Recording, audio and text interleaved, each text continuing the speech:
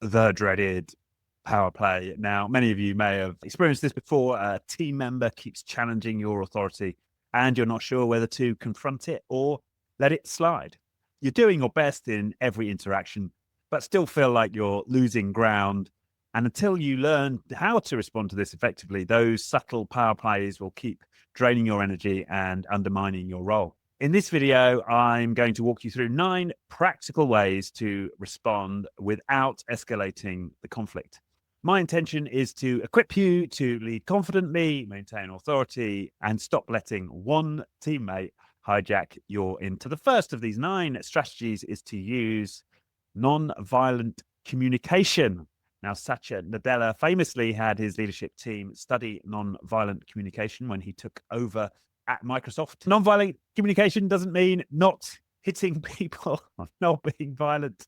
The method actually goes like this. We express the facts, our feelings, our needs, and our requests as a way of establishing a heart-based connection with the person we're communicating with. So let's say one of your team, let's call him Sam, is diverting other team members as part of a power play.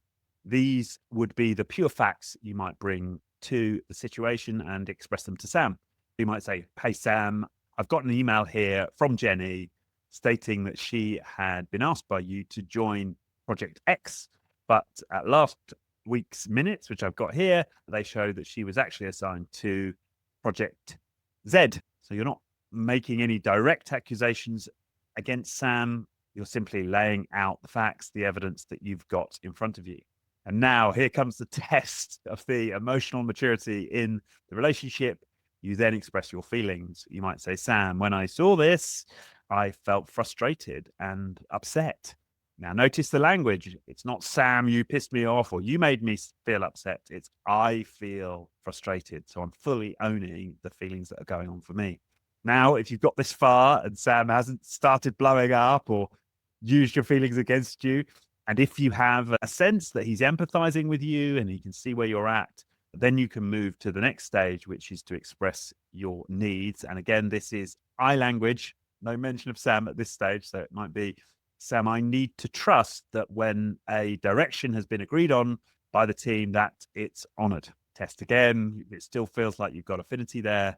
You finally move to requests. When you can introduce the you could say, in future, Sam, could you come to me before reassigning any team members? Now, if you can get through all phases of a non-violent communication interaction and still feel like you've got rapport there with the other person, then you're dealing with someone with a pretty high level of emotional maturity, and you can continue to build trust with them using this approach. If, on the other hand, they deny, they gaslight, they deflect, they jump down your throat, you've probably learned that they're not capable of this level of connection, and you might need to use a different strategy.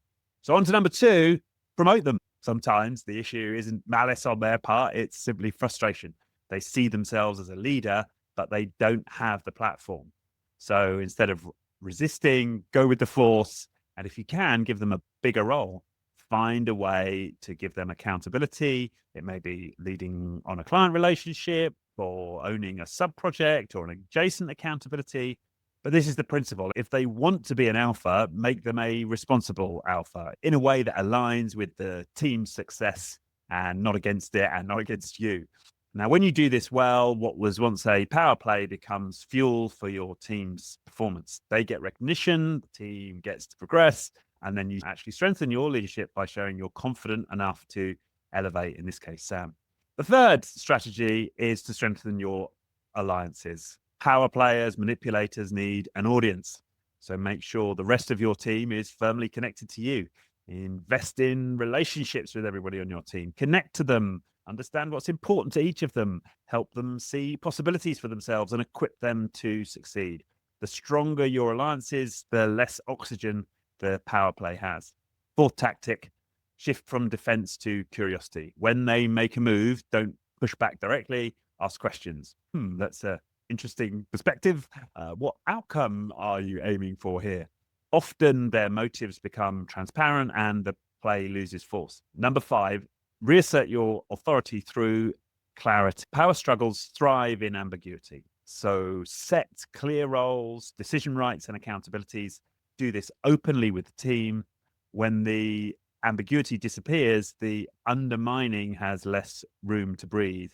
It becomes easier to say, I value your input, but as we've agreed as a team, the final decision on this one sits with me. Number 6, contain them.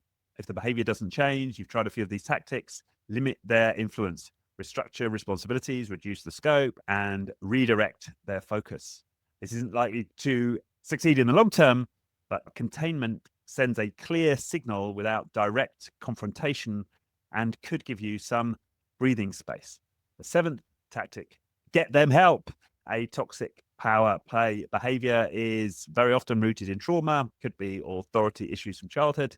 So with the right support, change is possible. If your company has the resources, then set them up with a coach or a therapist, someone who can help them work through these destructive patterns. This takes patience, doesn't happen overnight, but if they're willing and the business you're working for has the resources, certainly it can lead to transformation. And as a coach myself, I've seen this play out many times. Number 8, the love bomb.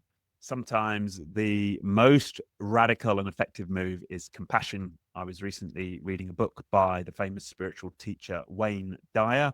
He was telling the story of how he once faced a bogus lawsuit. Every day he meditated on sending love to his accuser, and within weeks the case disappeared. I've also used this tactic with a particularly spiky team member that I can remember. I just brought love to every interaction that I had with him, and eventually his attitude shifted. In fact, we're now great friends. The love bomb won't always work, but sometimes sending some energetic love might just do the trick. The 9th and final tactic, if all else has failed, then exit them with dignity. For some dark triad types, narcissists, sociopaths, or in some cases outright psychopaths who do indeed turn up with a higher degree of frequency in corporate management roles, then all of the above might fail, and it may be time for you to part ways with them. And as I say this, I'm reminded of Dr. Mark Rumans. He's a man who was renowned for his people first leadership at the Billings Clinic in Montana. But nonetheless, he kept a plaque on his wall: a fresh kill awakens the herd. It's always stuck with me. So sometimes the healthiest move is to part ways as swiftly as possible, professionally, respectfully, offering them as much help as you can for their next move. But it reinforces the culture that you want to protect. So whether you're dealing with a redeemable ego trip or a full-blown psychopath, you've always got options.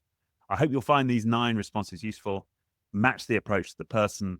And remember that every move you make is going to reinforce the culture that you want to build in your team or your organization.